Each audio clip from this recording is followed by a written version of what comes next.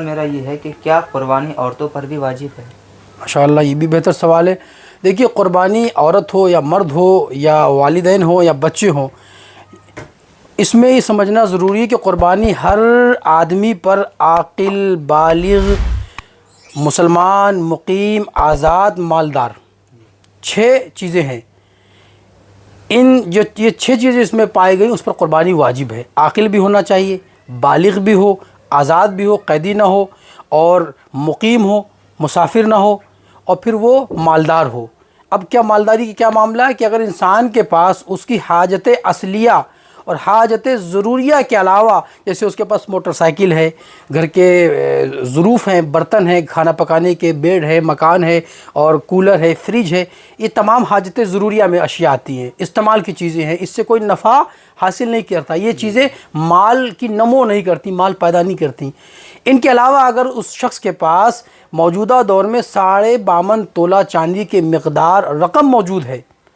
یا اس کے بالعوض اس کے پاس کوئی پلاٹ ہے، یا کوئی کھیتی ہے، یا جانور ہے جس سے دودھ بکتا ہے اور دودھ سے پیسہ بنتا ہے، کوئی ایسی چیز ہے، تو اس مقدار میں کہ 52.5 تولہ چاندی کی مقدار اس کے پاس پیسہ ہے، تو چاہے وہ عورت ہو یا مرد ہو یا بیٹا ہو، ان سب پر قربانی واجب ہے۔ اس میں ایک بات اور سن لیں، اگر کسی کے پاس 4 بیٹے ہیں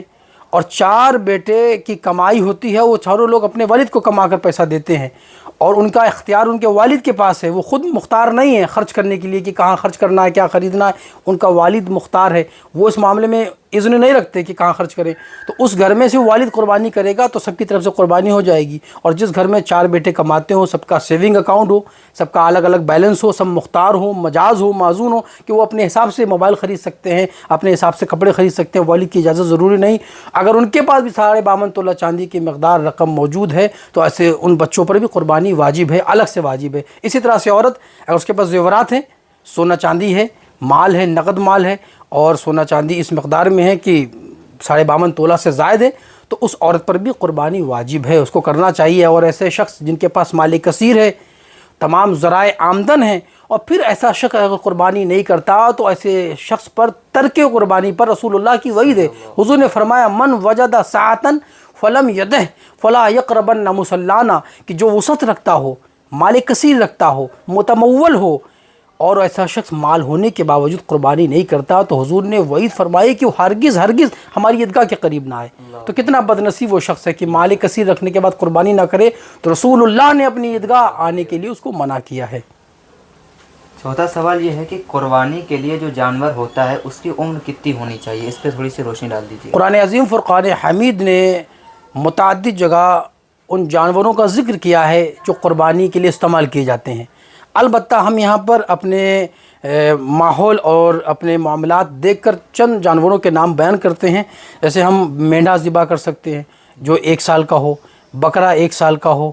دمبا 1 سال کا 6 مہینے کا بھی اگر ہو، اور وہ 1 سال کی بکرے کے ساتھ کھڑا کر دیا جائے تو تخمینہ لگایا جائے کہ 1 سال کا نظر آ رہا ہے، تو اس کی قربانی کی جا سکتی ہے۔ بھینس 2 سال کی ہو، بھینس اور مینڈا، دمبا اور بکری بکرا ذبح کر سکتے ہیں، تو ان کو بولتے ہیں 1 سال، اور جس کے دانت جم آئے ہوں۔ آج کل مارکیٹ میں کچھ معاملات ناظرین ایسے ہو گئے ہیں کہ بعض لوگ اپنے جانوروں کو بیچنے کے لیے قسم کا استعمال کرتے ہیں، فریب دیتے ہیں، جھوٹ بولتے ہیں کہ 1 سال کا ہو گیا، حتیٰ کہ وہ 1 سال کا جانور نہیں ہے، اس میں 1 ماہ 2 ماہ کم ہے۔ تو اگر آپ نے اس کے وعدے پر قسم کھا کر اس سے لے لیا تو آپ کی قربانی ہو گئی، البتہ وہ اللہ کے حضور گناہ گار اور خطا کار سزا یاب ہوگا۔ بے شک۔ اور میرا چھٹا سوال یہ ہے مولانا صاحب، کیا ادھار لے کر قربانی کرنا جائز ہے؟